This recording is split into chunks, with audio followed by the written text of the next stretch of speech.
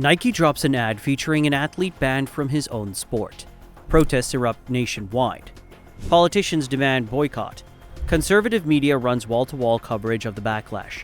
The internet explodes with fury. Nike's sales surge. For 3 decades, Nike has turned controversy into a growth engine like no company before it. Sweatshop scandals that should have buried them. Athletes that America can't stop fighting about.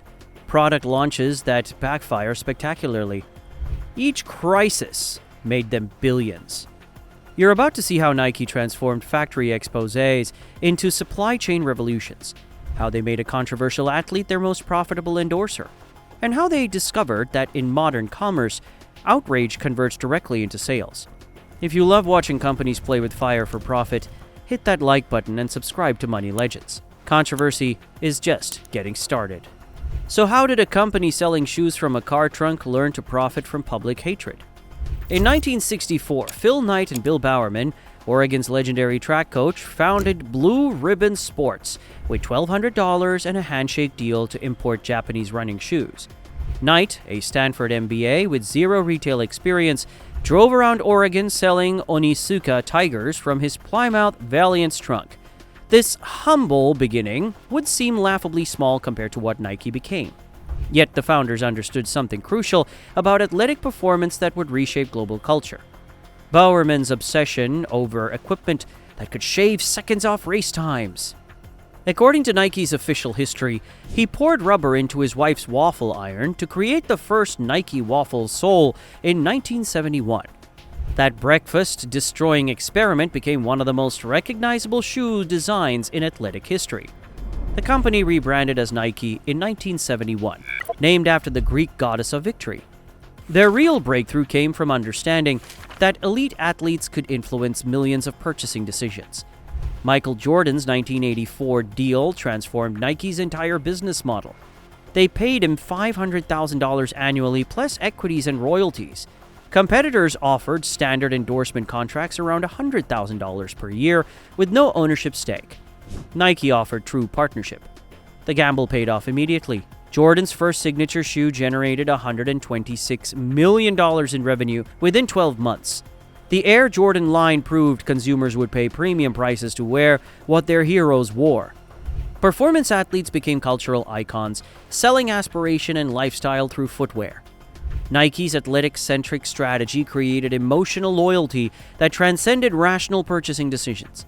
Fans bought into Jordan's world, Tiger Woods' precision, Serena Williams' dominance through each product purchased. By the late 1980s, Nike had transformed celebrity endorsements into a cultural force. Their Just Do It campaign launched in 1988, turning athletic achievement into personal inspiration. The brand represented aspiration, rebellion, and success. This foundation, performance innovation, celebrity partnerships, and cultural storytelling, positioned Nike uniquely when controversy struck. They had built something more valuable than product alone, an identity consumers would fiercely protect. August 1991. Nike executives were celebrating another record quarter when Jeff Ballinger, a labor rights activist, walked into their polished Oregon headquarters carrying photographs that could destroy everything. Ballinger had just returned from Indonesian factories where Nike shoes were made. His images showed workers earning 14 cents per hour while operating dangerous machinery in sweltering conditions, with some as young as 14. The minimum wage was a fiction on these factory floors. This is how Nike made shoes. Working with the Asian American Free Labor Institute, Ballinger published a report that detailed the full scope of the company's labor practices. 70-hour work weeks for less than $40 monthly, safety violations injuring hundreds annually, and systematic exploitation across every facility Nike contracted. The documentation was irrefutable. American universities erupted first. Students realized their Nike gear came from teenagers their age or younger, earning starvation wages, and campus activists organized boycotts targeting Nike-sponsored athletic programs. The protests spread faster than Nike anticipated. By 1996, mainstream media picked up the story with devastating effect. CBS Evening News broadcast factory footage, while the New York Times ran the numbers that made Nike executives flinch. Michael Jordan's annual endorsement payment exceeded the combined wage of entire Nike factory workforces. The company selling inspiration and achievement had become a symbol of corporate exploitation. Protests shut down Nike Town stores in major cities, universities canceled contracts. Nike's carefully constructed brand identity was collapsing. The company's initial response didn't help, and actually accelerated the damage. Executives insisted they didn't own the factories, so working conditions weren't their responsibility. This legalistic deflection enraged critics and gave protesters fresh ammunition. They eventually capitulated under sustained pressure. They hired independent auditors, established minimum age requirements, and imposed wage and safety standards on contractors. The reforms cost millions and took years to implement properly. But something unexpected emerged from the crisis.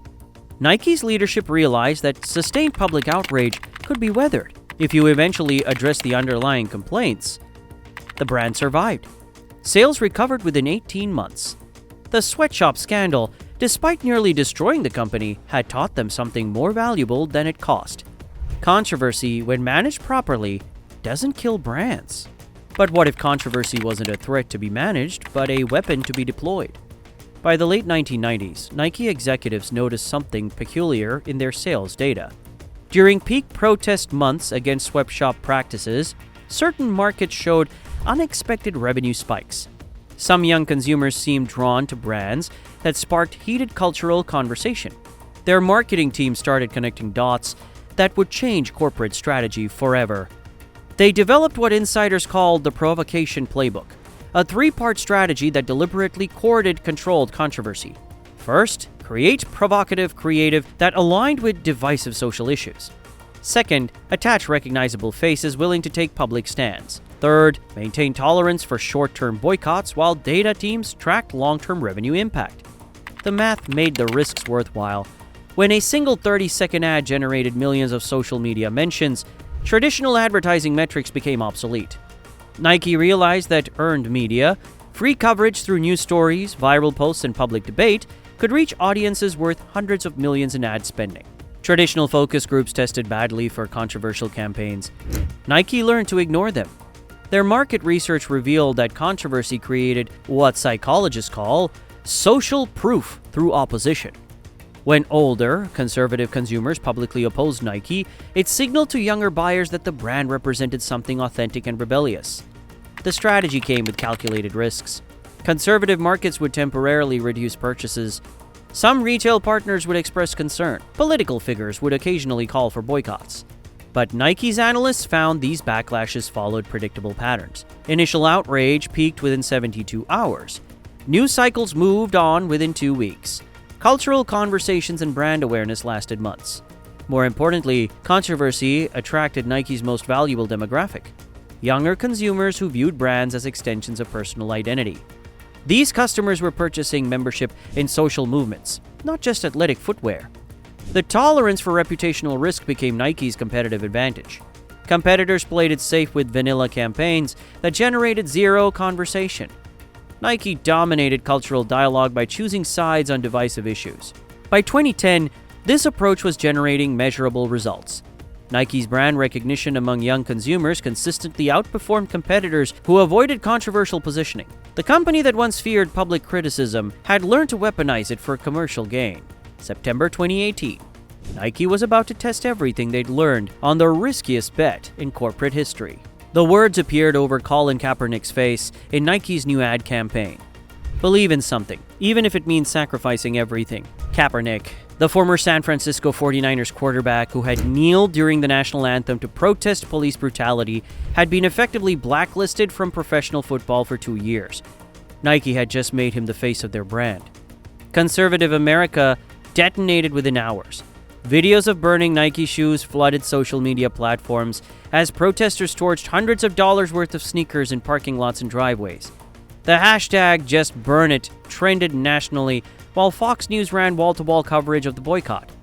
Republican politicians lined up to denounce the company as unpatriotic. President Trump tweeted that Nike was getting absolutely killed with anger and boycotts. The company's stock price dropped 3% in pre-market trading. Financial analysts questioned whether Nike had just committed brand suicide by alienating half of America to support a controversial athlete. Traditional marketing wisdom said they had miscalculated catastrophically. But Nike's analytics team was watching entirely different numbers. Edison Trends, a firm that tracks millions of anonymized credit card transactions, revealed something stunning happening behind the viral outrage. Online Nike sales had spiked 31% from Sunday through Tuesday of Labor Day weekend compared to the same period the previous year. While protesters burned shoes on camera, other consumers were buying them faster than Nike could restock them. The Kaepernick ad generated an estimated $43 million worth of media coverage in its first week alone. Reaching the same audience through traditional advertising would have cost Nike tens of millions. Instead, they got global conversation for the price of a single campaign shoot. Their core demographic responded exactly as the data predicted. Consumers aged 18 to 29 showed the strongest purchase increases, drawn to Nike's willingness to make a stand on issues they cared about rather than play it safe. Within 6 months, Nike's stock price hit an all-time high.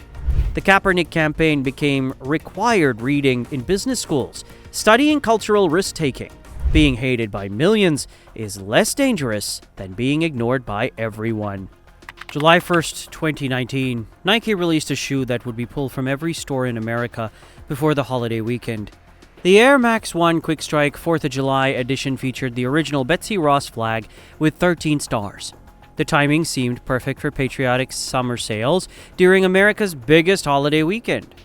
Nike's marketing team anticipated strong numbers, but they didn't anticipate the phone call. The same day, Colin Kaepernick contacted Nike executives directly with alarming information.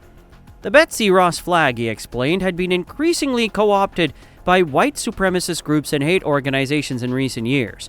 What Nike's designers saw as American heritage had become a coded symbol for racist movements. The brand faced a crisis with no good options. Ignore Kaepernick and risk alienating the exact consumers who had driven their Kaepernick campaign's explosive success, or pull a patriotic shoe right before 4th of July and face consecutive backlash during peak summer retail season when every dollar counted. The company chose speed over sales. They recalled every pair from retail stores nationwide before the 4th of July weekend arrived. Employees worked overnight shifts, removing inventory that had taken months to produce and distribute across the country. Arizona Governor Doug Ducey, a Republican who had been negotiating Nike's expansion into his state, retaliated immediately. He yanked $184 million in state tax incentives for their planned Goodyear manufacturing facility. Arizona's economy is doing just fine without Nike, Ducey tweeted publicly. We don't need to suck up to companies that consciously denigrate our nation's history. The recall cost Nike millions in lost revenue and destroyed political relationships they'd spent years building. The Betsy Ross disaster revealed both the power and fragility of Nike's controversy strategy. Carefully controlled advertising campaigns with months of planning could generate massive media attention and sales spikes. But product-level mistakes during live market releases created uncontrollable damage that demanded immediate retreat regardless of cost. Nike realized that successful controversy demands perfect timing. The difference between a calculated cultural stand and a PR disaster often comes down to context and the wisdom to reverse course when your calculations prove wrong. Even masters of controlled controversy must sometimes choose survival over stubbornness.